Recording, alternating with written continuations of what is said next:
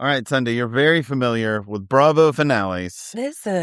Does this have anything, brand new to you that other Bravo shows do not have? Yeah, I am not typically tearing up at Bravo finales, okay? Tears were shed, and how dare you, Top Welcome Chef? aboard. How dare you, Top Chef? Whew. Please pack your knives and go.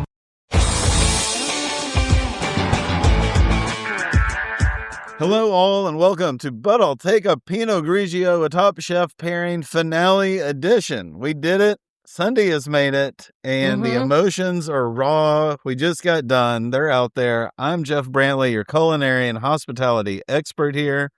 With me is my friend Sunday, who is shaken, I believe. Yeah. How you doing? No. Thank you for checking in on me, because how the audacity for Top Chef to just make me tear, pluck my strings and just I told you it was coming. At the heart part. I told you. I am over here with my triangle dabbing at my eyelashes. I don't know. Triangle later on. Triangle will make an appearance. Yes. I was not prepared. I thought it was going to be a lot of high energy, which it was, of course. But I thought it was going to just be a lot of get to the end.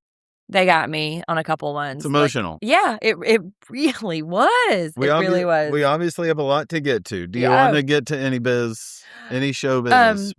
Just really quick. Make sure you tune in to the Summer House reunion last part tomorrow. After tomorrow, which is Tuesday, we will not have any Summer House content, which we'll see, but it's going to be a big one. And then, of course, Vintage Vanderpump. We are fully in Season 5 now, and because Jeff and I are feeling some kinds of ways, I think we're going to ask some guests to come to kind of weigh in to get us out of our little bubble. So stay tuned for some guests and reacting to Season 5. We're grappling with it a little bit. It's a lot going on. Yeah, and then also, as always, in a good way, we're grappling, I think. Yeah, I mean, I go back and forth. And then also, of course, always our mega mini crossovers in which all three of us together, me, you, and Emily, and we kind of take on a larger zeitgeist. And what are you watching? What's making you happy? What's pissing you off? So that's always on Thursday. So that's fun. But enough. Let's get to it. Seriously, my first Top Chef finale. First off, I know that you disagree with a lot this. of first offs. Yeah. So I just a want to lot of starting points. Second off, third off, fourth off. I feel like I called it the whole time. Go back a few episodes to when Sunday wouldn't let me put Rhoda in our seated. So more on that later. Okay. All right. I have a rebuttal on that later. But I'll come back to it. Okay. This is season 23, episode 14, the final toast, as Kristen lets us know right up top, everything on the line for our final three chefs.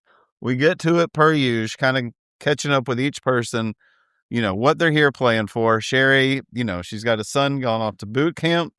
And you forgot that she's always a bridesmaid. She's trying to do too much also comes up, which has been a theme a lot of the season. And she kind of did middling, even though we were liking her most of the season. She's really come on strong the last few weeks, and really starting to shine. She is one of those, and you and I have had this conversation about several competition shows where you can ride the middle to the end, and she was becoming frustrated with it a few episodes ago, but that was one where she was like, hey, she didn't really win, she didn't really lose, she just kind of stayed in that liminal space. I mean, I don't know if it did her good or bad, but she did make it to the final three. But see how that worked out. Pretty okay. They're all doing pretty good. I mean, they all did great. Point. But I'm saying we were talking about it all along. Rhoda reminds us from jump. She told us she wasn't here for Burning Man. We saw that in the trailer for here. She says again, it's not a journey. She wasn't here for self-discovery. But guess what? It happened. Yeah, and she had to pack her knives and go at some point. That's right. She's a record breaker. She's a record breaker. If she were Rhoda, first of her name, Hawaiian cuisine maker, record breaker, et cetera, if she was a Game of Thrones character. I should have worked that out. I should have workshopped that a little bit before we got on. It's a new segment, an on-the-fly segment. I should have worked that out a little bit. It's the last episode. Yeah, we'll do more. Y'all get back to us. Lawrence has been winning throughout this whole thing. he's cooking with his heart, of course. He's in it for the family. Yeah. And this is where I tried to make a joke in real time about his wife being Schrodinger's wife, but I still have not worked out how to say Schrodinger's. So we're up on Grandfather Mountain to start. And then I just wrote, if he loses, does she disappear? I can't believe you're pushing forward with this. That's enough. That's it. No, just kidding. It's not. I'll get back to it later. But she's real. He's doing it for the wife. But Grandfather Mountain, you were saying. I'm so sorry. Back to Grandfather Mountain. Go, go, go. Well known for having a mile-high swinging bridge. Something you want to walk on? No, absolutely not. You drag me. You'd have to drag me. You have to clamp your hands over my eyes and literally drag me across the bridge while I cried. We're, of course, finding out the big news. These are the final 3. We're here. You've got to cook a 4-course meal of your life. Tell the story in this certain fashion. And why are we at Grandfather Mountain? Okay. So I want to talk a little bit. Just real quick.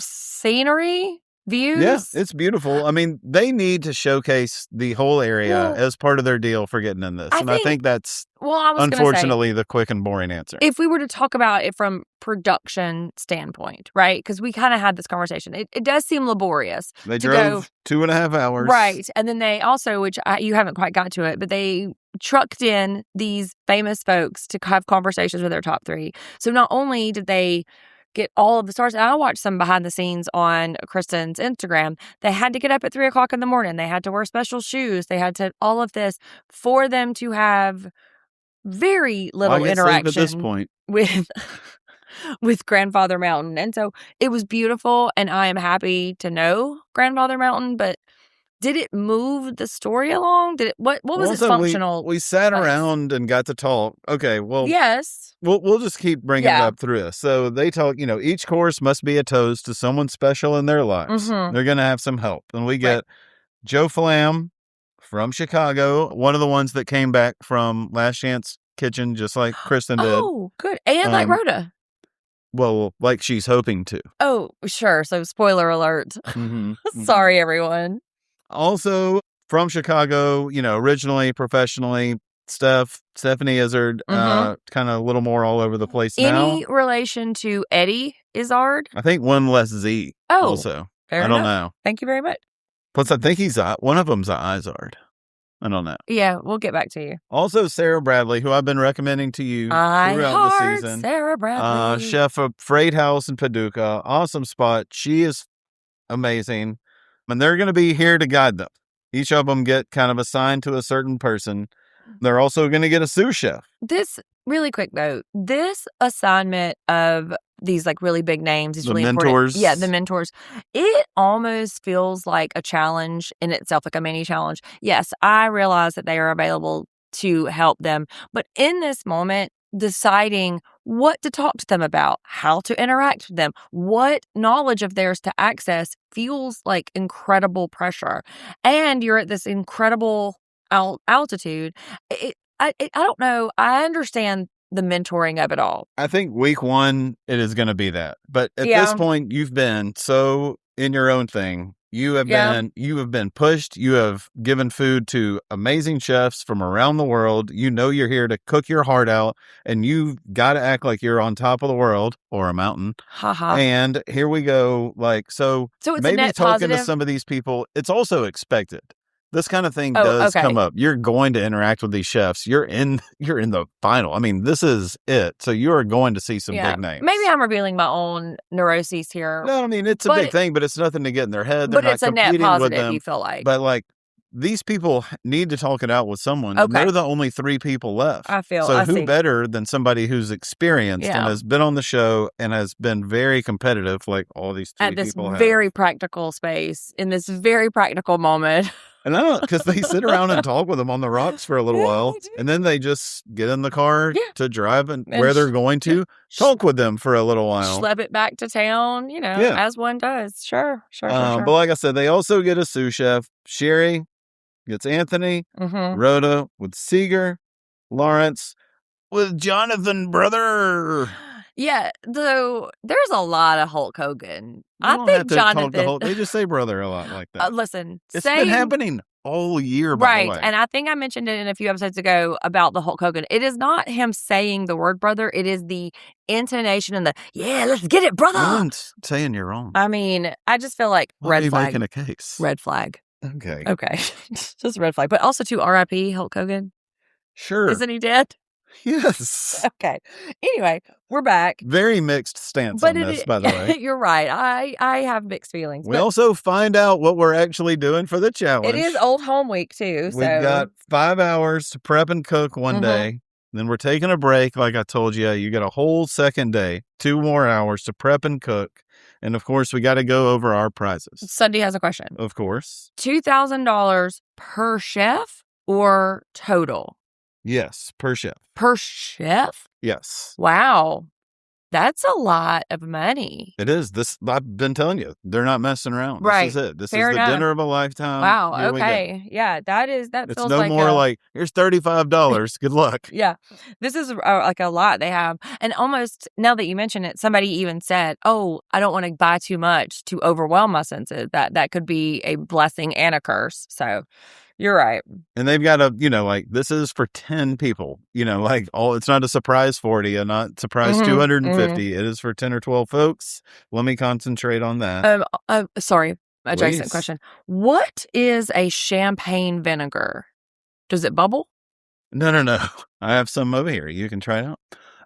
Actually, I mean, I believe it's just like aged champagne that just gets turned into vinegar. Like it ferments. Huh. Like vinegar comes from wine. Right. What is its primary use? To do what? To lighten something? To pickle something? Oh, no, it's wonderful. I have it in pickling recipes. It's in vinaigrettes. Got it. Very good. Like a mignonette for oysters. Champagne is great for that. All right. Shallots and champagne vinegar. I will say this too. I want to disclaim. There were so... Where did that come? Where? I don't know. I just have Sunday has a question. Champagne vinegar. I just want to disclaim though. Once they start talking about the food and what they're cooking, I don't know many words. I'm not going to ask a question every time I don't know a word because we'd be here all night.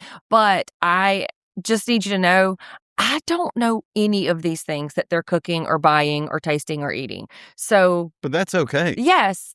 Thank you. Thank you for the reassurance. That's great. But when I was trying to write it down, I was like, Sunday, how do you spell? And I'm a fairly smart cookie. I'm like, so that being said. But you've never studied any of this, right. ultra fine cuisine that they're getting into. I am walking through a little bit on my heels because I am out of my depth in this way. But no, and I mean, the best thing about going to a real fancy meal like these guys, and I mean, a very high end meal like they're talking about is having your socks knocked off by something you've never heard of before. So, I mean, that's the goal. If you're not doing that, then you're not going to be in these top 3 to begin with.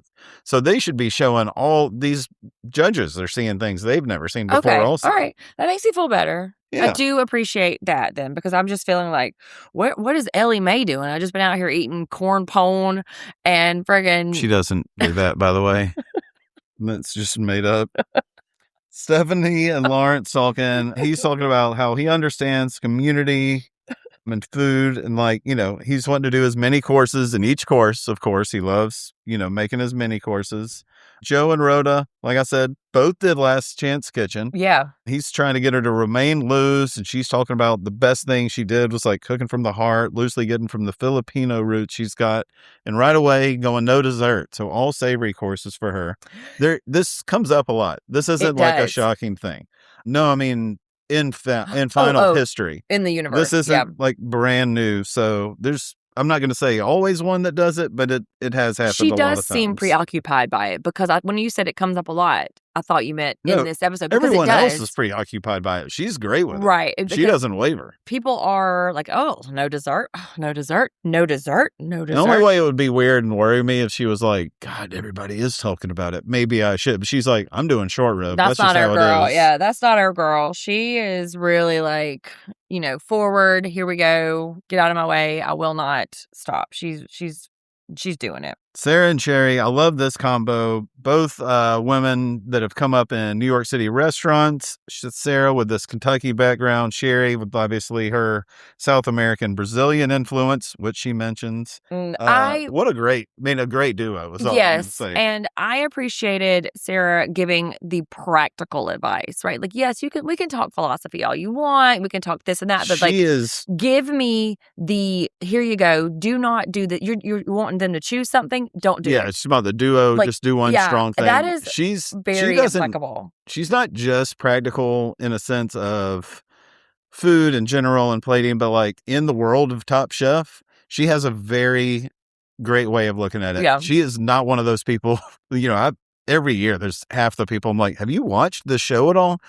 She has studied it. She sees things and knows how to game the game, and it's wonderful. Have we gotten to the part where Lawrence is going to make a cake for his wife yet? No, we're getting there. Okay. Let me know, because we get it. You love your fucking wife. We get it. I said we weren't. Okay, sorry. It was in my throat. I had to get it out. But continue on. Go.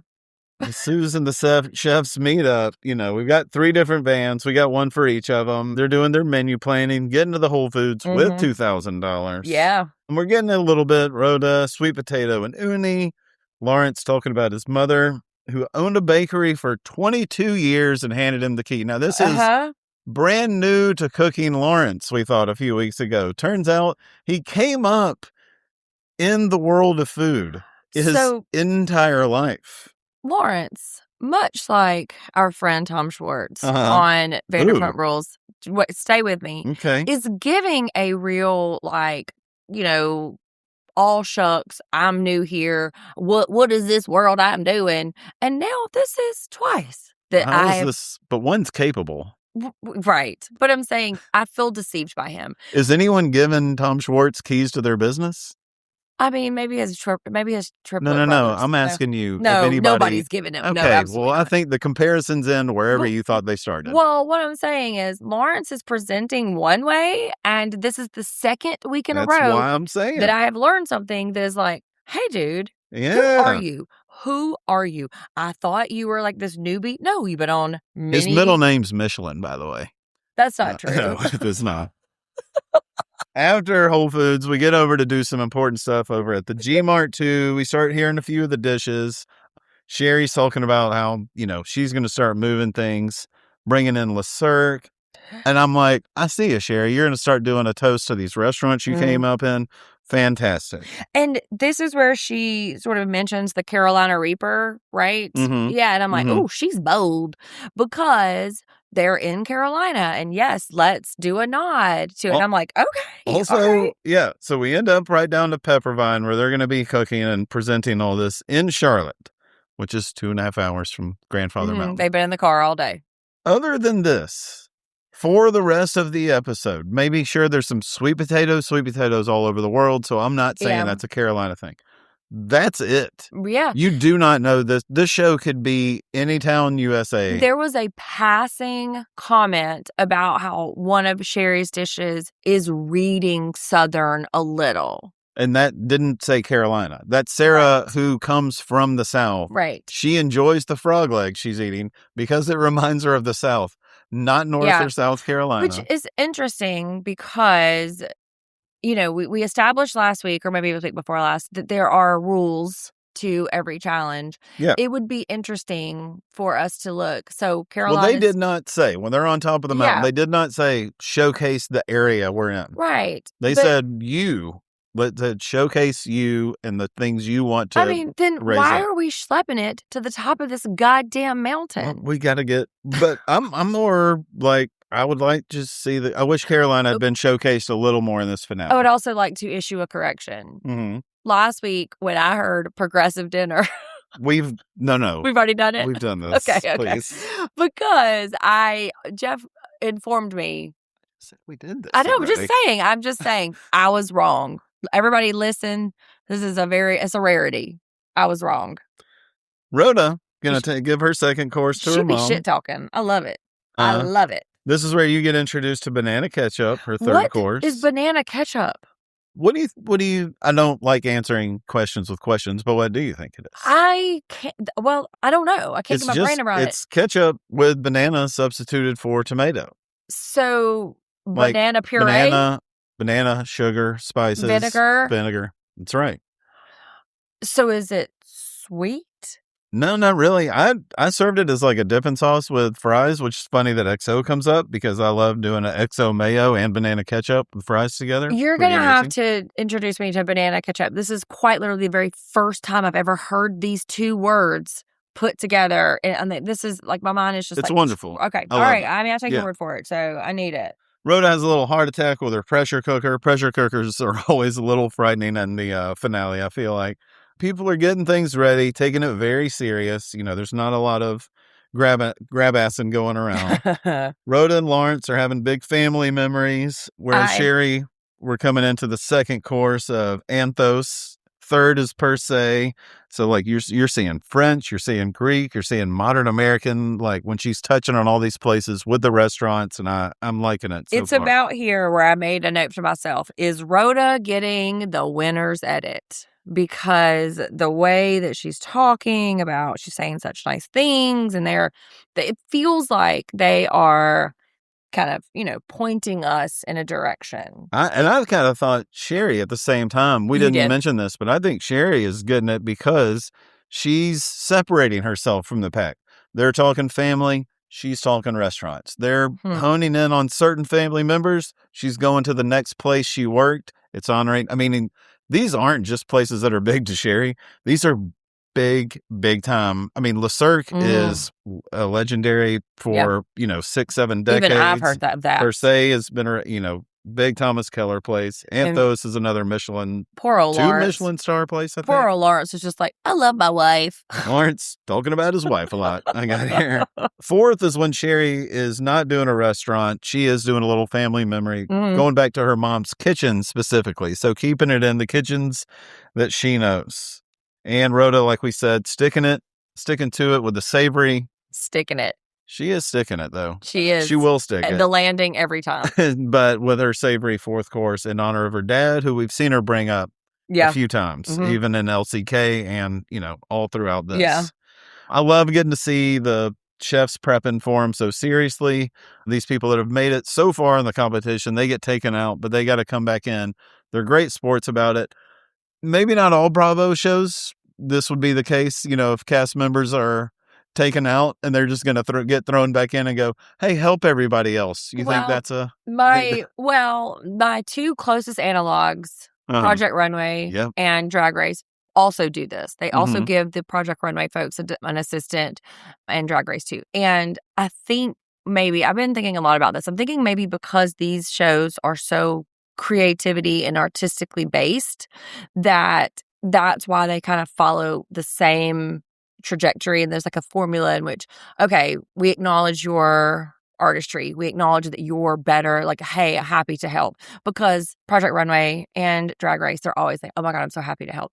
And it acknowledges like these big things that they're doing, these feats that they're accomplishing or trying to, are too big for one person. Yeah, I mean, get some help. Let's go ahead. Is this happening in Love Island? No, it's not. It's okay. not. Nobody's coming back to the bombshells and be like, let me help you get your man. Okay. I do like right here, Jonathan's threatening to leave for Team Rhoda for a little cash. I mean, why not? He sees what's happening ahead. And speaking of coming up, we've got plenty of it, but we're going to break right now for just a second. We'll be back to discuss more of the finale. This is the first of the tiers. Like they're sitting there and like watching them clock the dishes, like, who made this? Wait a minute. It's such a clever, subtle, nice way of it coming out. The judges are bringing them out. They're serving them like this whole like family, but like style. It's so sweet. And I'm just saying, it got me. A sister for Sherry, a sister for Rhoda, and who came for Lawrence? The woman he calls everything that he needed. Man, listen. What's her name? Rory.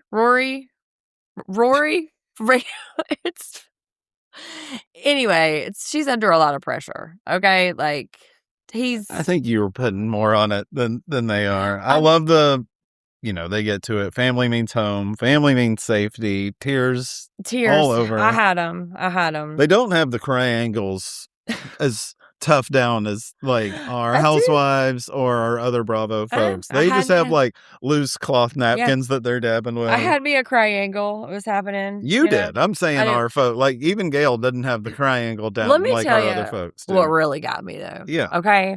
So Sherry is speaking about like whatever she does for her family, right? She said, she's seen the sacrifice. Mom crawled so I could run. And then it was like, my mom cleaned houses. I can't even get through it. Like I can feel it in my throat right now. Cleaned houses for rich people. And now she's up here getting to present the food to that exact kind of group. And she's really made it. That's tough, man. Like that is the American dream right there. Rhoda's sister isn't surprised. She's right now. I know, I'm trying to push ahead for you. So Rhoda's fought real hard. She's always felt like it's her calling, Lawrence's wife also wouldn't be surprised. He has been a true force, as she calls it. We've seen that. I mean, he really does a ton of work. I mean, and that's just one thing. And we know, like, she really is, as far, like a true north for him. He does focus in with her a lot. Yeah, I don't mean to be so jaded. I shouldn't be so cynical about it. Like, yes, love wins. Good for y'all. High fives all around. Like, it's great. I love it. And she hates a high five. She's real. It's great. And then, real quick, good morning. You've got 2 hours to go, everybody. Everybody's on. You're it. Although, I want to say this, too. I had a little bit of a revelation when we were talking about it. Like an emotional one? Sort of. You know how you may not have noticed that I dislike Seeger. I know that I've been very subtle about it. Believe. I've been subtle about it. But I think maybe he reminds me of someone in my past or... let's delve into that. We don't got time for it right now. You want to pull out some old yearbooks or something while we're here? But I'm saying maybe, just maybe, and I'm not convinced, there may have been some implicit bias on my part that was keeping me from loving him all the way or keeping from seeing him clearly or giving him the clearest shot. That's all I'm saying. I'm not convinced of it all the way. I'm just saying possibly, maybe it was me, not him. Okay. That's all I'm saying. Well, platform executed. Yeah, I'm just saying. I'm willing to admit. We've got our teams getting ready. It's kind of, they're excited. It's a little more tense than usual. It's lots of activity. All the chefs are finding out they're all doing a congee. Yeah. Which Kristen did a lot. Like, I'm just keeping a note, like, and it's really funny that she's, the host of this thing now because she could be really tough on this if she wanted to be, I believe. This is where I wrote, hey, wouldn't it be fun if the judges came in to be sous chefs? Wouldn't that be a fun twist? And like the chef test that's got to boss them around. All right. You got 3 of them. Who you want? They can pick somebody. Okay. You're one of the 3. Okay. Who do you want? Rhoda gets Kristen. Who? I thought that's what you were asking me. I thought you were wanting me to make assignations. What's Tom's career? Chef restaurant. What's Kristen's career? Chef restaurant. What's Gail's career? Okay. See, why don't we stick with 3 people that are from kitchens while we're here? I thought it would be a fun twist. I'll tell you what's fun is we heard the word vessel. Oh, not again. We heard the word vessel again this week. Again. All right. We have and our we folks. Also heard Johnny. Nope. Johnny has been happening also. I blocked it out. I don't like it. I don't want a Johnny. I don't want it. We got our our judges coming up and our special guest. Any comments on the looks? Yes. Okay. So Kristen looks like a super fucking hot future alien that nobody would ever be able to talk to in the club. Like she's so intimidating. And then you informed me, which I don't think I knew this, that she is like wifed up. Yeah. And I just was thinking like when this woman was single, like she's in a bar, who's coming up to her and talk to her? I'm excited for you to watch some old episodes. So she is just so intimidating. And like, who is like, hey girl, can I buy you a drink? No, nobody's doing that because they're like, I'm so sorry that I exist in your presence. Yeah, she's just going. Although Gail did not have her titties out. I did notice that. So Gail's look is not titties out. No, she's pretty titties forward though. The last few episodes, like the pups are out. Last 295 episodes. There you go. Yeah. We're starting to see some plating get going. Tom looks really cute with his tie, too. I just want to say that. With his little tie, and he's like all serious. Oh, he's going to do my taxes. He's nerdy? Yeah, a little bit. Accountant, Tom? Yeah. I like he's it. He's going to do my taxes. We see hands going up for the first time. They're all excited. We have some very special guests. Your boy, Hunter Lewis. My boy? Yeah. Okay, And sure. lots of other like James Beard, Michelin acclaimed chefs all across. I mean, the guy from La Ostrica is there, and it is. I mean, there's some very top of the line folks here. Rhoda's up first. Sure, her menu's going to pull from all things, people, and places that have put a stamp on her memory. Her theme is nouns. Yes. People, places, and totalities. Yes. First up is her toast to California. Roasted sweet potato with miso butter, fresh uni, charred sweet potato leaves. Is this where Tom said, ugh, it's a lot of sea urchins? Yeah, it is. I don't think he had the ugh at the beginning. I added the ugh. Yeah. I added it. But like his tone indicated. And the camera wasn't even on him. It was just I thought like it was kind of like, that's a lot of sea I urchin. got the opposite because the camera wasn't even on him.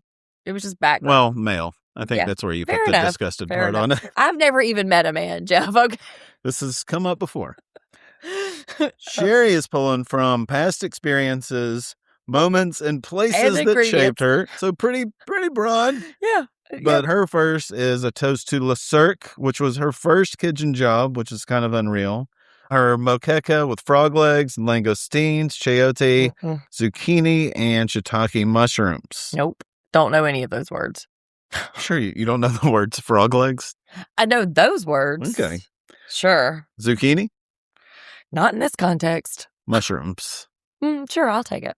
Lawrence, not a traditional menu is where he's going from, but more how he eats now, which is very interesting. So it's a toast to the people and places that make it happen right now. And I think that's very smart. We do talk about how he doesn't maybe have a lot of the fine dining experience. So I think this approach is really brilliant. This is honestly one of the, even I am talking about somebody I think is smart, one of the smarter moves, like on paper I've seen him make lately. And it kind of seems like we're watching them kind of hone it down in real time. Because like, obviously these are very broad, but as the more they talk and the more we see throughout the episode, it gets a little bit more specific. It gets a little bit finer of a point. But yes, in the early stages, it's like, yes, people, places, experiences, things. No, they're coming into their own because they're not confined by the challenges. Yeah.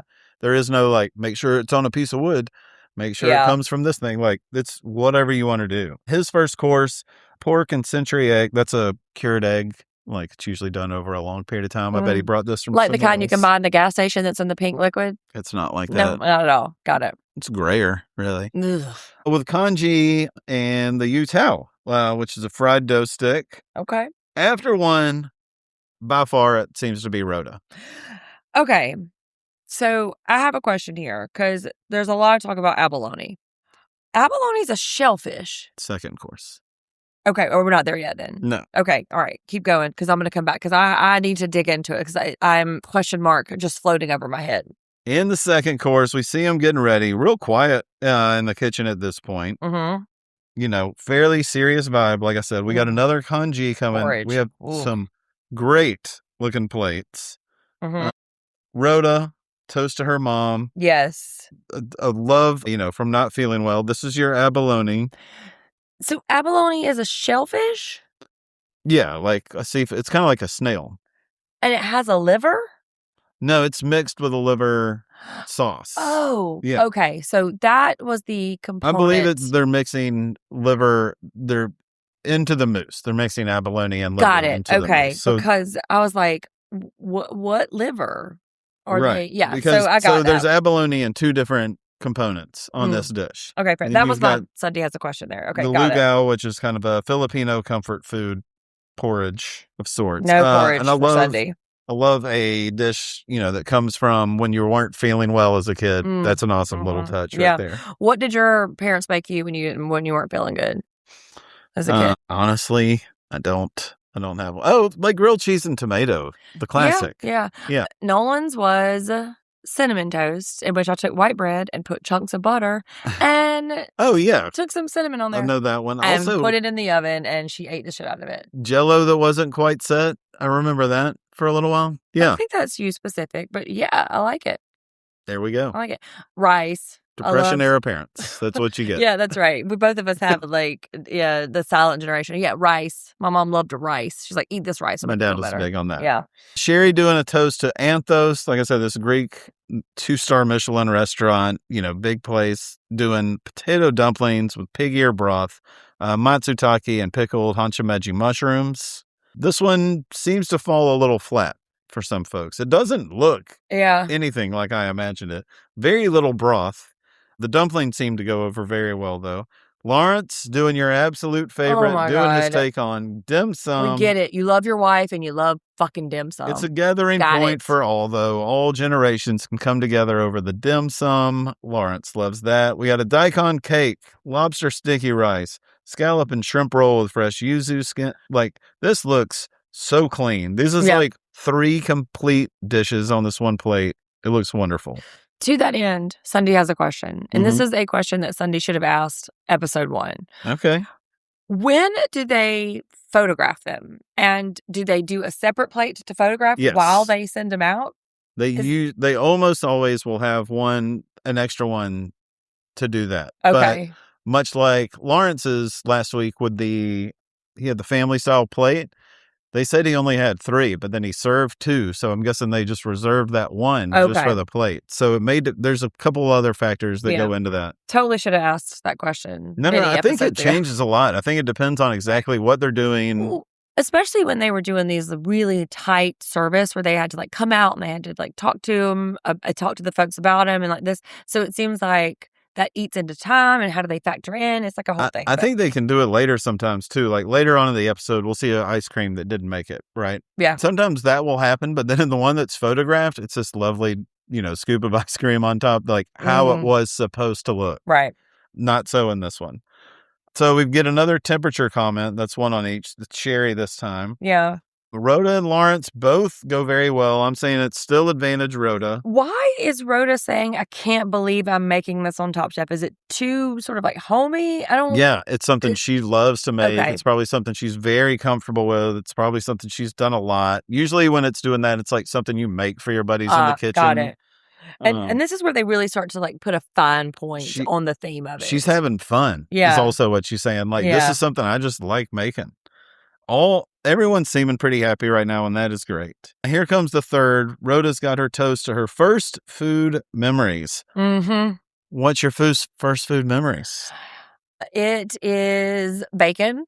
Uh-huh. Yeah, because, we're all about the cholesterol smart down here. But yes, I remember my mom would make bacon, and I would ask, Mom, make it floppy. That's what I would do, make it floppy. And to this day, when I eat bacon, I want it to be floppy. Floppy bacon. What's your first? Fried catfish. Dad fried catfish, hush puppies, that kind of thing. Fish fry was a big thing. Could we be any more Southern right now, Jeff? Hey, we sound more Carolina than the show. We do. I'll tell you that. Yeah, we do. She's making this torta, grilled eggplant omelet, XO sauce, vinegar, crispy pork belly, chili, and fish sauce. Sherry over here wanted to do a toast to per se. She's got her Tornados Rossini. So this is a very classic, luxurious French dish. I know you had some questions when it came up. It involves filet, croutons, foie gras, truffle, all right here in a one. lot That's rich. Of things to contend with for my mouth. With braised beef tongue, Carolina Reaper, leche de tigre, and seared foie gras. So my mouth doesn't know where to turn here. Am I up? Am I left? Am I right? I don't know. This is a lot of things, a lot of profiles. Mm-hmm. It is very rich. Also, Lawrence doing his toast to community, his take on the roast ducks. He's talking about he's comfortable when he sees the roast ducks hanging somewhere in town. And we have an Asian supermarket here, and when you go all the way to the back, that the for real folks have the ones that the hanging ducks. That's where you go to get your proteins back there, because they're the ones that are the real. And the hanging pork belly, I like that also. Yeah, so he's got a seared duck breast with sorghum glaze, fermented tofu, hoisin, duck broth. It's a beautiful dish. It's got bright pink. It's got the deep reds. It is lovely. I'm not sure what happened, but I just wrote, I heart Sarah Bradley, hey girl, exclamation point. I think you are putting out there what I said weeks ago, which is you would love Sarah Yeah, I Bradley. was like, hey girl, exclamation points. All y'all need to know. Yeah. And of course, when they're done with the third, Kristen reminds them all, hey, you're about to bring out your last course on Top Chef, which, thank you. Yeah. Thanks. I also would like to adopt the phrase that one of the, folks said this, I'm the defense lawyer you didn't hire. I love that. I want to just incorporate it into my lexicon. It belongs to me now. I love it. I see that for you. I'm the defense lawyer you didn't hire. So I think smart. Sherry takes this round. So I still think it's Rhoda, then Lawrence. Like Lawrence and Sherry, very close on this.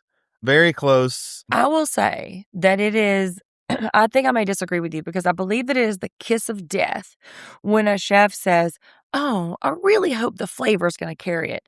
That means that that's coming up in the next one. Oh, maybe I don't think I labeled them like you did. Yeah, because yes, but we'll get to that. So I will throw to it. That's Sherry's toast to her family, getting out of the restaurants now. This is her uncle who, she spent time with. He grew a lot of corn. So she does a hominy porridge with corn husk ice cream. Yeah. That does not work out, there unfortunately. It is. Toasted Brazil nuts, candied peanuts, candied vegetables, and ginger. Sounds awesome. Sounds great. Yeah. She's hoping the flavor will carry it. Doesn't always work out. Rhoda doing a toast to her dad, braised short ribs with liver sauce and vegetables. Lawrence, who's he toasting to? I don't know. He hasn't mentioned anybody. Oh, it's his wife. Oh, okay. God, his wife. Doing a broken birthday cake because he missed her birthday and their anniversary. Both you and Brooke were like, yay, what's a broken birthday? You literally make a cake and smash it up and so you can plate it in a cool way. I'll show you in a book in a second. Like a deconstructed birthday cake? No, because the cake is together. Like, it's just shattered. That feels a little pretentious, but you know what? I'll allow it. It's supposed. What do you? Because it's for his dead wife. This isn't supposed to be stuff that's in your lunchbox. It's for his ghost wife, so I'll allow it. Proof of life has been established. I mean, are we sure everybody else could see her? I don't know. Tears were shed Sunday. He may have been the only one. Even by you. Could see her. Just because you don't remember her name doesn't mean she doesn't exist. It's the broken birthday cake, peaches, caramelized, white chocolate cream. I wrote simp. You did? You did. You said that. Kristen bids them and their cooking for the season adieu. She's the so sous upset. chefs welcome them back, clapping. Rhoda's, the first couple words we're hearing about hers right now, perfect. We get two people describing stuff as perfect. Great flavor for Sherry, not the texture. The worst thing you can ever hear when you're trying to serve ice cream was, I wish my ice cream was ice cream. That's not great. No, that's not real emboldening. Lawrence is overall not that different. It's like, it's very good. Just don't know, if it's where it needs to be at this point in the competition. Don't know if it's enough right now. No really lows at all, which is awesome. Yeah. I mean, Many at this highs. point, and it's at this point in the competition, I'm not expecting a lot of real negative feedback, right? No, They're really having to look at it at a very molecular level, really get into the weeds of it. You never know. Somebody can still drop the ball big time. Didn't happen this time, which is wonderful. They just have to start picking stuff apart. This is when you're hearing more again about plating issues, timing, consistencies. We never want them to ask questions either. So is that the temperature you wanted it? No, that makes you nervous here. Yes, it does. I'm like, well, and they're like, oh, so is that the consistency that you wanted it? And I'm like, ooh, you're yikes, getting the opposite here. Even the lows had good flavor. So I mean, this is very solid all around. We are really getting down to it. They're going back and forth. Who took bigger swings? This is where I wrote Carolina's who. I wrote very little Carolina right here. So they're doing some deliberating, and while they do that, we'll take a break. Yeah. We are back to conclude things for the entire season here for Top Chef. Wah, wah. Sherry taking bigger swings, the best, but also the least favorite for Kristen. Lawrence, very clean, obviously relied on one theme more, which you have talked about a lot these last few weeks. Rhoda, Look, it's the strongest across the board. The proteins were the best. Tom is like straight up flavor bombs. There can only be one. Yeah, the 3 chefs, you see them in the little stew. They are very happy for it to be them 3. They're happy about how everything's going. Fun. But yeah. Sunday has a question before we get to the Please. end. So you and I watch very closely. Obviously, we watch it several times. We're taking notes. So we can come here. Is it obvious to just like the lay watcher that Rhoda was going to win? Like, because I feel like they were really setting her up this whole time. And like, is it because For we what watch? we've seen, though, but we don't see the hour-long deliberation. We see a 5-minute segment of it. But what I'm asking is the old regular sort of like loose, very, casual watcher of Top Chef, are they seeing the same thing? Are they like, yeah, it's goddamn Rhoda? I think you or could is it hear because of that. us? I think you could hear that last section alone and really, I mean, Rhoda, they're just saying strongest across the board. Her proteins were the best. It's flavor bombs. They're not as excited to talk about Sherry's or Lawrence's. What about across the season? Do you think Rhoda has been presenting as front runner across the season for people who are just casual watchers, or is it because we are just so except when she tuned in? wasn't involved at all? Well, that's what I'm saying. Yeah. When she lost, right? Yeah. So, but when she's not in the main competition, she's destroying everyone that's in her. I mean, we're much way more in the serious other. watchers. You more than me, obviously, but like we are locked in a No, way I mean, that like this regular is folks aren't. Serious deal. People bet on this. People have fantasy leagues on this. Like a lot of people pour over these things. And yeah, she's been a front runner for sure for lots of people for a while. Us included. Yeah. Us included. Me, I called it the whole time. As the chefs come out, of course, now we have not just regular judges table. You've got family. You've got guests. So rude. You've got the chefs that have been eliminated. They're back out here. The sous chefs. You've got the judges. And now Kristen has to do it. Why you got to lose in front of your family? That, I just said, no, why? That is terrible. Mom, please turn around. I don't want you to see me lose Top Chef. You're in the top 3. I know, but still, like so negative. The anticipation is just everybody's like heart's in their throat, and then like they don't call your name, and then your dad's heart drops out of his butt. I just like go backstage, Dad. I'll let you know. It seems like look, you're on this finale. People are getting some notice. You are getting some offers from folks. Your social media is going to be blowing up. Your restaurant is booked up. But don't make me lose in front of Bubba. Kristen has to announce though. It's Rhoda. It's Rhoda. That's right. Confetti drops, tears are shed, bottles are popped. She is so proud to have made people happy. She represented all the people she's been wanting to represent. Yes. And everybody else is happy with the other things. Like I said, Sherry's happy to have taken this next step.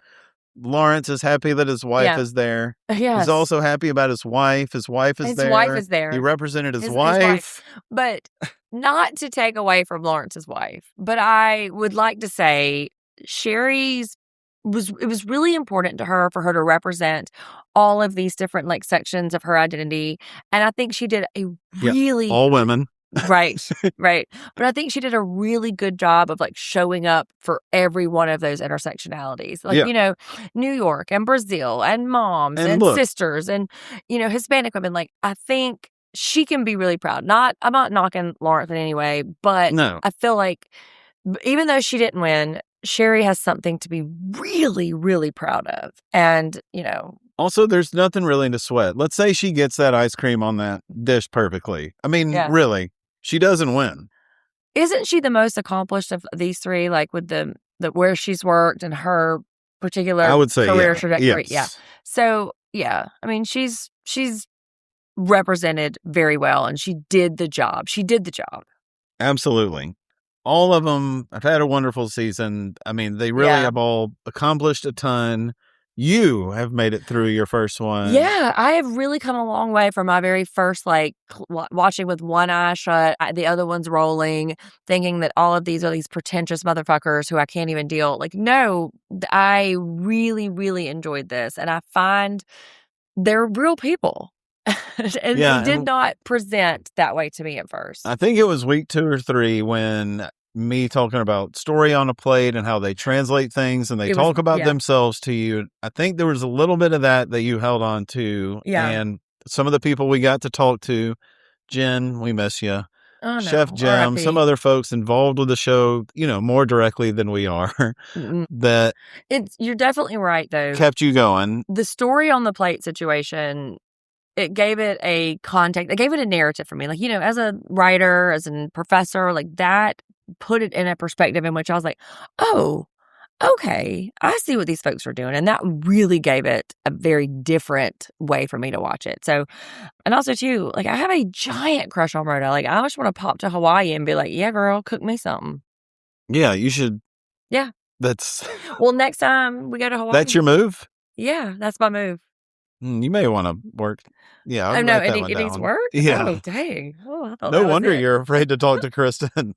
Wait, what's your move on Kristen? Not me. Generally speaking, this beautiful hot alien, I feel like I'm not in the Hey, girl, cook me something? Well, when you say it back to me, it sounds terrible. Verbatim. Okay. I'm going to rethink it. But you enjoyed the season. I really did. In a big way. I really did. There were some things that I did not care for. Some of the more gimmicky challenges took me out of it a little bit and felt like purposeful punishing. Like I don't want to watch American Ninja Warrior Top Chef. Yes. Right? Like that whole business where they were outside and now looking back, the NASCAR situation, that feels so inorganic that like, what are we doing here? There are shows nowadays, that do kind of things like this last episode, and that's it.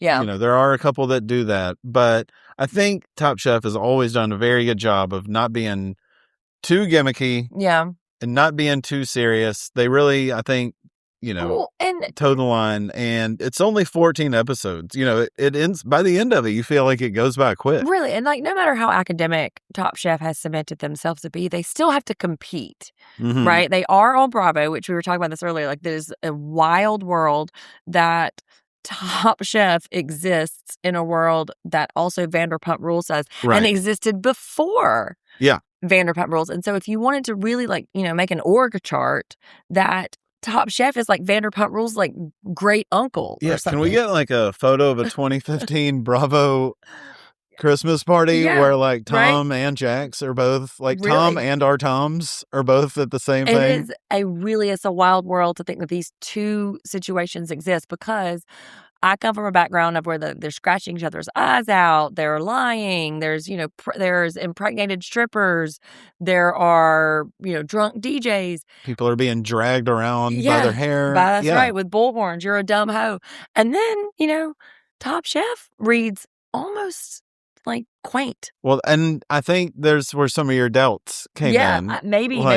And like I said, I know that I don't have any implicit bias. I come with a fresh slate always. And so maybe that was like... That is false. Yeah, 100%. So maybe that was like some of my reservations. Like, oh my God, how boring is this going to be? Like, this is so like these folks with their nose in the air cooking food I don't understand. And I will say, I didn't know one thing that they cooked in the finale, but fine, because I already understood them and I was rooting for them. I wasn't rooting for the plate. I was rooting for the chef. Right. So that was the difference. You want to see the good reactions. You want to see people excited. Yeah. Have you kept up at all with Padma's American culinary No, we chicken? had too much getting into this. I think I'll take a look at it when we're done. But the first episode was also, it's on CBS, so no thank you. That's right. And it's also giving very, very different vibes. Yeah. Yeah, it's giving cutthroat. It's giving more reality TV. And I think Padma may have designed it that way, or CBS designed it that way. Seems more aloof to me, like a little. And there's not a whole lot of camaraderie that I did not expect from Top Chef. And maybe from my experience of earlier seasons, maybe that was something that I wasn't really expecting. That the congeniality was a little surprising to me. Yeah, this has the professionalism. It has the heart. They have great characters. There are people you would love to see again. There are people you would never want to see again on this. Question. So me and Brooke are throwing you a super surprise party or whatever, right? And we're hiring a chef to like cook a meal for everybody. Who from Top Chef are we hiring this season? Yeah. Oh, wow. Who do you want to eat? Who do you want to eat for your, I don't know, XYZ birthday? Who do you want us to eat? Like, who is the one? Like, y'all can't believe how good this is. Bring an Oscar back.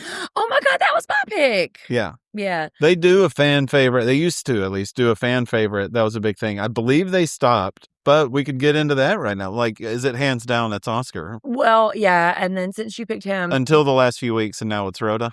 Well, yes, obviously I didn't want it too obvious, but maybe Jen. It was hard for me not to say Jen. Yeah, Jen and Hubs. Justin. Yes. Right.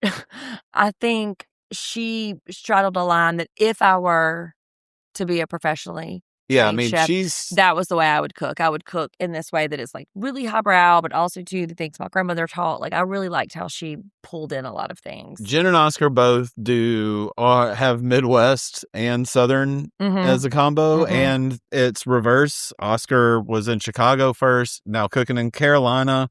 Jen is from Georgia and is now cooking in the Midwest, and those are two big things for me. As somebody from Georgia who came up in Chicago, like there's a lot right there crossover for me. And I mean, but whose restaurant do I want to go to? Maybe like Sherry and Rhoda are hard to beat. Yeah, I mean, Sherry is the absolute most professional of it all. Like if you close your eyes and be like, hey, what does a professional chef who is the top of her game, you see Sherry, right? Like Sherry's not thirst trap bikini pictures on Instagram, which I'm not mad at it, but I'm saying like there is a vibe that she's giving that like, oh, okay, well she's kind of the one. And probably who have we spoken about too few times in this? I'm going to say Dwayne. Oh, R.I.P. Dwayne. Okay, she's around. I mean, she's alive. Jeez. She's alive, everybody. Sunday doesn't see someone for 2 seconds and they may not exist. I have no object permanence. But yes, for sure. I think very much I would like to see. I mean, like I would have loved to see what she could have done in these last few weeks. Do you think we see Jen next season? I don't know. They'll save a space for her. Yeah, they said that. Do you think she'll come without Justin? He wanted her to at first. Yeah. Yeah. I mean, for sure, I hope. Fingers crossed. But like maybe she's thriving so much that she just can't fit it in. Yeah. I hope her shoulder's okay. I mean, based on Instagram, she seems fine. Yeah. So. Well, as Rhoda takes us out, I will also, because I've enjoyed this. I hope we get to do it again. And fuck yeah, dudes. Yeah. Let's go. Yeah, brother. That's not what she said. No, I was just referencing Hulk Hogan from earlier. Jeff be stepping on my jokes. You see what happened just now? You'll see what happened just now, right? I ended our last Vanderpump Rules recap with you being a Jax apologist, and now you're the one wanting to bring up Hulk Hogan. Can I take it out? So that's who Sunday likes, everybody. It's been a wonderful season. Jeff at PinoPod.com for everything. I want it back. Bye. Good night.